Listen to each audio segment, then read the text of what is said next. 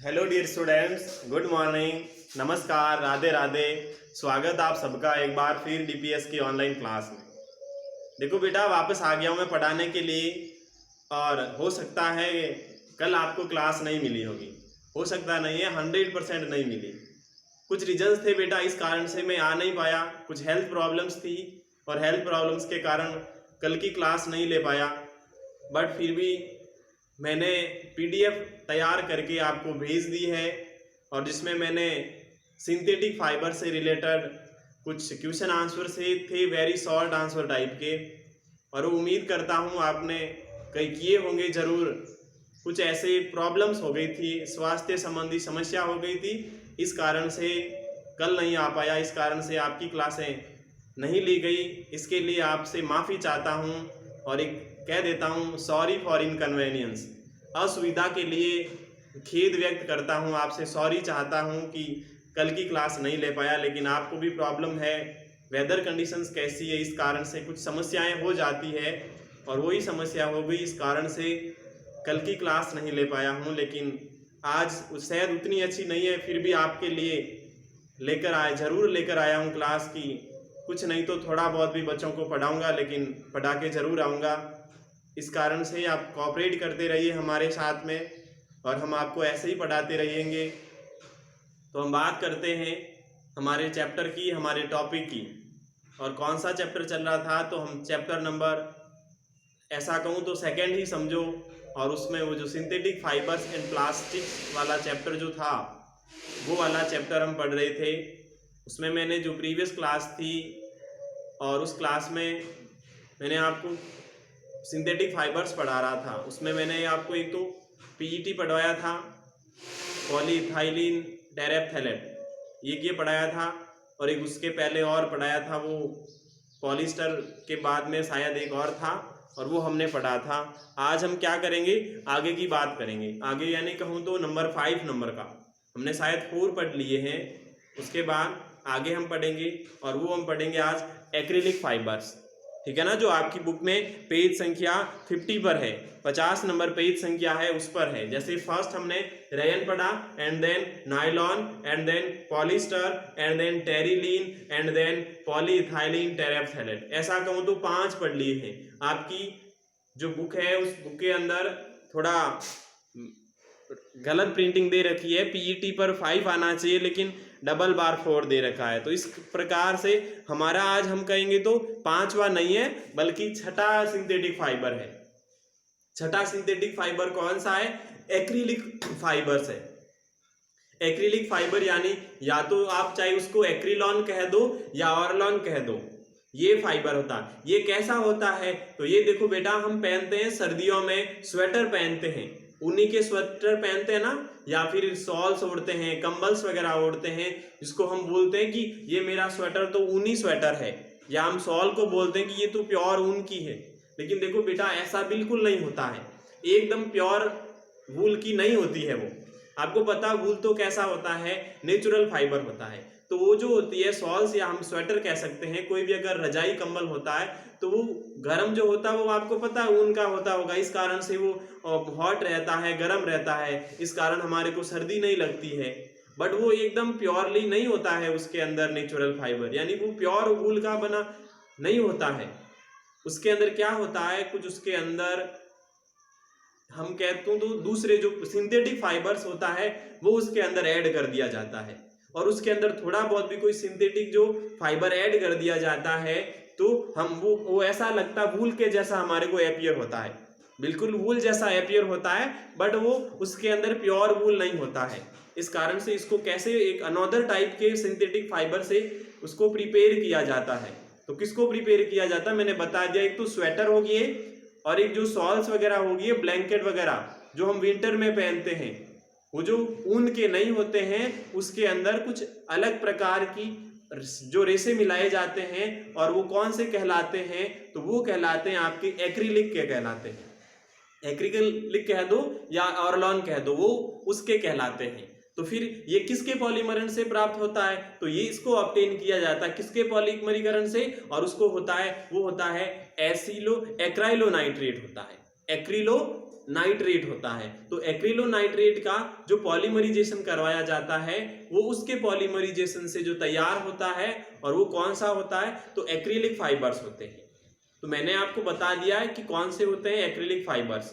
और फिर वो एक्रिलोनाइट्राइड कैसे प्राप्त किए जाते हैं, तो वो एक कॉम्प्लेक्स मॉलिक्यूल होता है। कॉम्प्लेक्स मीन्स होता है थोड़ा जटिल अणु होता है, जो कि किसके से प्राप्त किया जाता है, वो जो पेट्रोलियम प्रोडक्ट्स होते हैं, पेट्रोलियम उत्पाद जो होते हैं, वो पेट्रोलियम प्रोडक्ट की प्रक्रिया से उसको एक्रिलोनाइट्रेट को प्राप्त किया जाता है, फिर उससे बनाया जाता है। तो सबसे पहले हम क्या नोट करेंगे, एक्रिलिक फाइबर नंबर 6 का है ACRY, acrylic fibre, LIC, acrylic fibres, या दूसरा नाम कह दूं तो या तो कह दो ARLON, एर्लॉन कह दो, और या फिर कह दो एक्रिलॉन कह दो। ACRY एक्रिलॉन। इसके अंदर ऑर्लॉन के अंदर O आएगा, ठीक है ना, ORLON, A नहीं आएगा, ORLON। ये फाइबर्स पढ़ने हैं।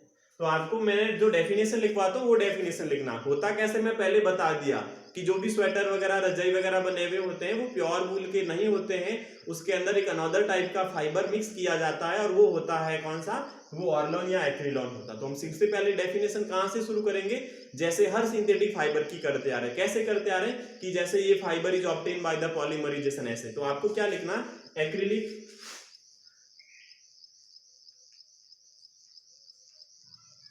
fibers are obtained from, या obtained by the polymerization आएगा, from नहीं आएगा, by the polymerization आएगा। तो obtained by the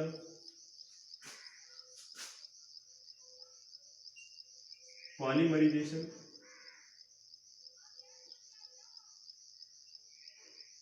पॉलीमराइजेशन अब किसका पॉलीमराइजेशन करना है, तो मैंने बताया ना एक्रिलोनाइट्रेट का पॉलीमराइजेशन करना। तो आपको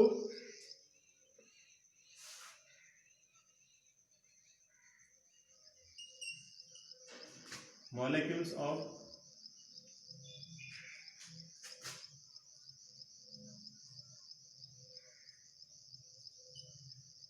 एक्रिलोनाइट्रेट, पॉलीमराइजेशन ऑफ एक्रिलोनाइट्रेट। अब ये which is complex molecule,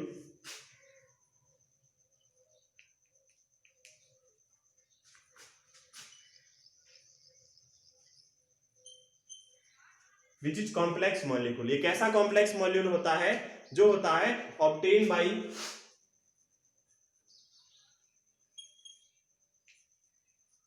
obtained by, कैसे प्राप्त किया जाता है, तो मैंने बताया ना पेट्रोलियम प्रोडक्ट के प्रोसेस से।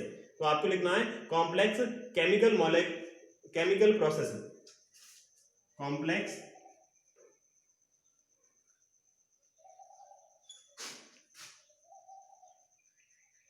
Chemical processes of petroleum product from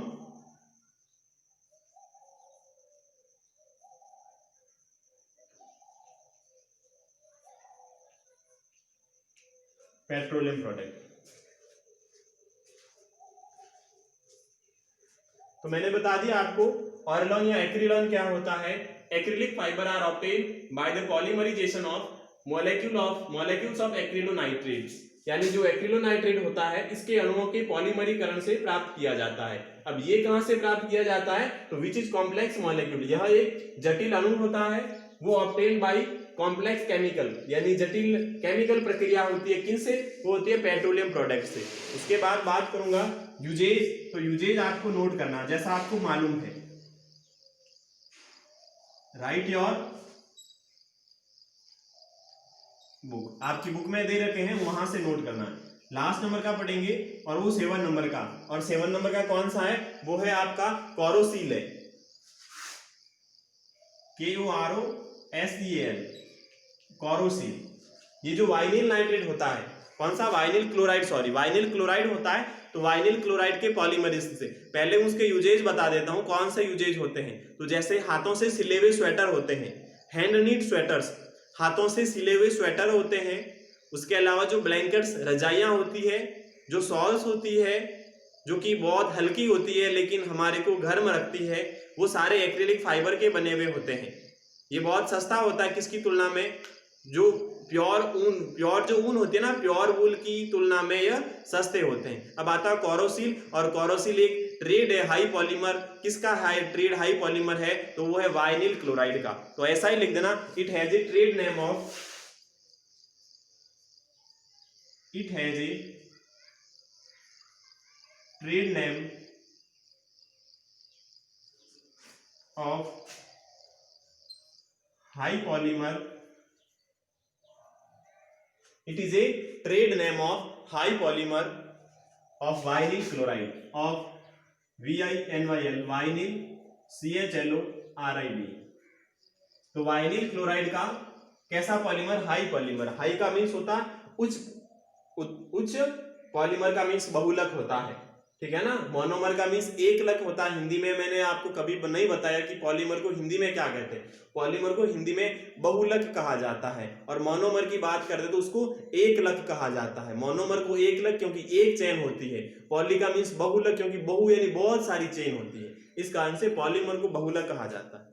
अब बात करूंगा इसके यूजेज कहाँ, तो इसके कोई भी जैसे वाटरप्रूफ या फिर एयर प्रूफ जो होते हैं वो उसके किसके बने हुए होते हैं। कोई भी कपड़ा होता है वाटरप्रूफ होता है या एयर प्रूफ होता है, वो किसका बना हुआ होता है, कोरोसिल का बना। जैसे आपको पता है त्रिपाल वगैरह होते हैं, वो बहुत कैसे होते हैं, वाटरप्रूफ होते हैं। तो जो भी वाटरप्रूफ या एयर प्रूफ सिंथेटिक फाइबर्स के कपड़े होते हैं वो इसके ही बने हुए होते हैं, कोरोसिल के ही बने हुए होते हैं। उसके अंदर जैसे कोटिंग होती है, किस पर कोटिंग, जैसे सिल्क का कपड़ा होता है उस पर कोटिंग। कोटिंग का मीन्स क्या होता है, कोटिंग कहते हैं जिसको। कोटिंग का मीन्स होता है लेप कर देना उस पर। जैसे सिल्क के कपड़े में मिक्स कर दिया जाता है, रेयन के कपड़े में मिक्स कर दिया जाता है, ठीक है ना। इस प्रकार से फिर उसको वाटरप्रूफ बना दिया जाता है। कुल मिलाकर के वाटरप्रूफ या एयरप्रूफ किसी कपड़े को बनाना होता है तो कोटिंग कर दी जाती है किसी के ऊपर। किसकी कोटिंग की जाती है, कोरोसिल की कोटिंग कर दी जाती है। अब बात करेंगे हम एडवांटेज ऑफ सिंथेटिक फाइबर्स। तो आपको यूजेज इसमें भी नोट कर लेने हैं। तो यूजेज, राइट योर बुक, आपकी बुक से नोट कर लें। उसके बाद में दे रखें advantage and the disadvantage. Advantage का मीन्स आपको मालूम होता है क्या होता है, तो फायदे होते हैं। एडवांटेज का मीन्स क्या होता है बेटा, फायदे, यानी लाभ क्या होते हैं सिंथेटिक फाइबर के। एंड देन डिसएडवांटेज का मीन्स होता है नुकसान। अब फायदे कौन कौन से होते हैं देखिएगा सिंथेटिक फाइबर्स के, आपकी बुक में दे रखे हैं। फर्स्ट है हाई लस्टर। हाई लस्टर का मीन्स होता है जिसकी चमक ज्यादा होती है। आपको पता पॉलिस्टर का कपड़ा हो, नायलॉन का कपड़ा हो, उसकी चमक ज्यादा होती है। तो high lustre and not become yellow with age. एक तो होता है कि बहुत ज्यादा चमक होती है कपड़े की, और ज्यादा अगर पुराना हो जाता है तो भी वो पीला नहीं पड़ता, कहूँ तो सफेद नहीं पड़ता। हम हमारी लैंग्वेज में कहते हैं ना कि मारोगा वो तो दौड़ो पड़ गयो, तो वो ऐसा नहीं होता, ठीक है ना। इसके अंदर वो तो ये एज के साथ में पीले नहीं पड़ते हैं, यानी कि वो उसका रंग फीका नहीं पड़ता है। And then last longer as compare natural fibre, यानी कि प्राकृतिक रेशों की तुलना में ज्यादा चलते हैं। प्राकृतिक रेशों के कपड़ों की तुलना में ज्यादा चलते हैं। Shrink on washing, do not shrink on washing. Do not shrink on washing यानी श्रिंक होता है सिकुड़ते नहीं है। आपको पता हो तो कपड़े को वॉश करते हैं तब ये सिकुड़ते नहीं है। जैसे ये कॉटन के कपड़े होते हैं, तो कॉटन के कपड़े में अगर आप एक बार उसको वॉश कर दो उसके बहुत सारे रिंकल्स आ जाएंगे, यानी वो आप बिना प्रेस के सेकेंड टाइम पहन ही नहीं सकते। जैसे ये मेरे पहना हुआ ना ये कपड़ा, ये कॉटन का कपड़ा है, आपको दिख रहा होगा इसके अंदर रिंकल्स है। अगर इसको एक बार वॉश कर दिया जाए तो दूसरी बार विदाउट आयरन आप नहीं पहन सकते, इतना श्रिंक हो जाएगा, इतनी उसके अंदर झुर्रियां हो जाएगी। And then easy to clean and dry quickly, यानी कि साफ करने में आसानी होती है। आपको पता हो तो बहुत अच्छे से ब्रश उसके ऊपर आप लगा सकते हैं ब्रश, उसके अलावा जल्दी सूख जाते हैं। एंड देन वेरी लिटल और नो आयरनिंग, यानी कि आयरनिंग करने की आवश्यकता नहीं होती है। नायलॉन सिंथेटिक फाइबर के कपड़े पर प्रेस करने की आवश्यकता नहीं होती है। And than less expensive than the natural fibre, और प्राकृतिक रेशों की तुलना में कम महंगे होते हैं। कॉटन का कपड़ा आपको पता हो तो महंगा होता है और ये सिंथेटिक फाइबर के कपड़े महंगे नहीं होते हैं। अब बात करूंगा डिसएडवांटेज। सर इतने एडवांटेज है तो डिसएडवांटेज क्या कैसे हो गए इसमें? बेटा हर चीज में डिसएडवांटेज होता है, कोई भी चीज हो एक फायदा तो दूसरा तो नुकसान होगा ही, है ना। तो डिसएडवांटेज की बात करता हूं। अब कौन कौन से डिसएडवांटेज है सर? तो पहला तो है बेटा इजीली मेल्ट, यानी आसानी से पिघल जाता है। पिघलता कैसे? यानी गर्म करे किया जाता। तो burn to form small sticky beads, यानी अगर वो थोड़ा सा ही चिपक जाता है आग के पास में तो वो ऐसे कहूं तो वो ऐसे श्रिंक हो जाता है, यानी कि वो जल जाता है। जो ऐसे कपड़े होते हैं पॉलिस्टर के, थोड़ा सा उसके ऊपर हीट कर दो, आग के पास थोड़ा सा अगर पहुंच जाता है ना तो भी वो जल जाता है। वेरी हाई टेम्परेचर, यानी बहुत ज्यादा अगर टेम्परेचर होता है तो। उसके अलावा ऑलवेज रिस्क रहती है जलने की, इस कारण से हमेशा जलने की रिस्क रहती है, स्पेशली इन किचन, विशेष करके रसोई घर में जब आप सिंथेटिक फाइबर कपड़े पहनते हो। आपको पता हो तो आपके किचन के अंदर जो हम क्या बोलते हैं उसको घन्ना बोलते हैं, जैसे किसी चीज को साफ किया जाता है, जैसे कोई आपका गरम वो पैन होता ना, पैन यानी कि कोई तवा वगैरह होता है गरम, तो उसको साफ करने के लिए आपके किचन में जो गन्ना होता है ना, वो गन्ना किसका बना हुआ होता है?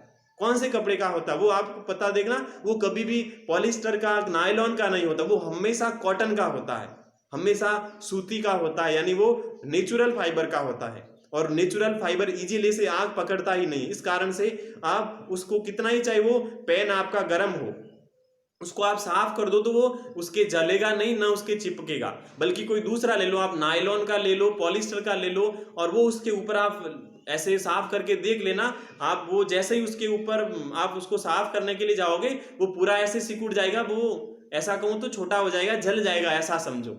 इस कारण से ये आग जल्दी पकड़ते हैं। कौन से कपड़े? सिंथेटिक फाइबर्स के कपड़े। इस कारण से किचन के अंदर विशेषकर से इन कपड़ों का यूज नहीं किया जाता है। एंड देन होता है कि जो सूखे हुए मौसम होते हैं, ड्राई वेदर कहूँ तो जैसे हमारे राजस्थान के अंदर मई महीना होता है, जून का महीना होता है, तब ज़्यादा गर्मी पड़ती है, तब वो ऐसे सूखे मौसम में क्या करते हैं, इलेक्ट्रिसिटी भी पकड़ लेते हैं, बिजली को भी पकड़ लेते हैं। उसके अलावा आपने कभी कभी स्पार्क्स जरूर देखी होगी। स्पार्क्स क्या होता है? तो स्पार्क्स होता है चिंगारी होता है। कौन सी चिंगारी? आप याद करो, जब गर्मियों में अब जब आप सो रहे होते हो, आप कोई शॉल या फिर कंबल ओढ़ लेते हो, तो फिर आप चाहे उसके अंदर ऐसे हाथ घुमाओ तो आपको चिंगारी मिलेगी। चिंगारी यानी कि उसके अंदर से ऐसे आग की चिंगारी निकलेगी। वो आपको 100% आपको पता है कि ऐसा होता है कि जब आप गर्मियों के अंदर कोई ओढ़ करके सोते हो और उसके अंदर जब आप ऐसे हाथ रगड़ते हो तेजी से, तो एक चिंगारी उत्पन्न होती है। और ऐसे आप 1-2-3 बार अपने हाथ को रगड़ करके देख लो तो फिर आपको कैसा महसूस होगा? बहुत आपको गर्म महसूस होगा। तो इस प्रकार से इसके 2 डिसएडवांटेज होते हैं। कौन से डिसएडवांटेज? फर्स्ट तो मैंने आपको बता दिया, वो कौन सा बताया कि आग बहुत जल्दी पकड़ लेते हैं सिंथेटिक फाइबर्स के क्लॉथ्स। उसके अलावा दूसरा कि जैसे ड्राई वेदर होते हैं, यानी सूखे जब मौसम होते हैं, उसके अंदर क्या होता है, वो इलेक्ट्रिसिटी भी पकड़ लेते हैं। आपको पता हो तो हम गर्मियों के अंदर कॉटन के कपड़े पहनते हैं। कॉटन के कपड़े क्यों पहनते हैं? कि वो पसीना सोख लेते हैं, और पसीना सूख लेने के कारण क्या होता है, हमारे को गर्मी नहीं लगती है। इस जबकि अगर आप पॉलिस्टर के कपड़े पहन लो तो आपको बहुत ज़्यादा गर्मी लगेगी। क्यों गर्मी लगेगी? क्योंकि वो कपड़ा पसीना नहीं सोखता है। इस प्रकार मैंने एडवांटेज भी बताए हैं, डिसएडवांटेज भी आपको बताए हैं। तो आपको होमवर्क में क्या करना है? तो आपको होमवर्क ये करना है, आपको बस एक्रिलिक फाइबर लिखना है, उसको डिफाइन करना है, डिफाइन के बाद में उसके यूजेज लिखने हैं, फिर आगे कोरोसिल करना है, कोरोसिल के डिफाइन के साथ में उसके भी यूजेज करने हैं, एंड देन एडवांटेज और डिसएडवांटेज आपको नोट करने हैं। एडवांटेज भी नोट करने हैं, डिसएडवांटेज भी नोट करने हैं। क्यों? क्योंकि आपको पता हो तो कल क्या है, संडे है, इस कारण से थोड़ा आपके लिए वर्क ज्यादा है। तो आपसे उम्मीद करूंगा आप जरूर कर रहे होंगे। ठीक है, तो आपसे अब मैं ऐसी उम्मीद रखता हूं आपने मेरे साथ साथ में काम किया होगा, जो ब्लैक बोर्ड पे लिखा हुआ है, बाकी आप अपनी बुक से कर रहे होंगे। ठीक है, तो फिर इस प्रकार से सिंथेटिक फाइबर का जो टॉपिक है वो कंप्लीट होता है। एंड देन हम शुरू करेंगे, क्या करेंगे, तो प्लास्टिक के बारे में पढ़ना शुरू करेंगे। कैरेक्टरिस्टिक्स पढ़ेंगे प्लास्टिक्स और फाइबर्स की, यानी कुल मिलाकर के प्लास्टिक के बारे में हमारी जो नेक्स्ट क्लास होगी उसमें हम पढ़ेंगे। ठीक है, अब मैं आपसे विदा लेता हूँ। तब तक के लिए ईश्वर से ऐसी कामना करूंगा, आपको स्वस्थ रखें, आपके परिवार को स्वस्थ रखें। कल वापस लौटूंगा, कल नहीं कहूँ तो सॉरी मंडे को वापस लौटूंगा। तब तक के लिए बाय बाय बेटा, have a nice day, thank you.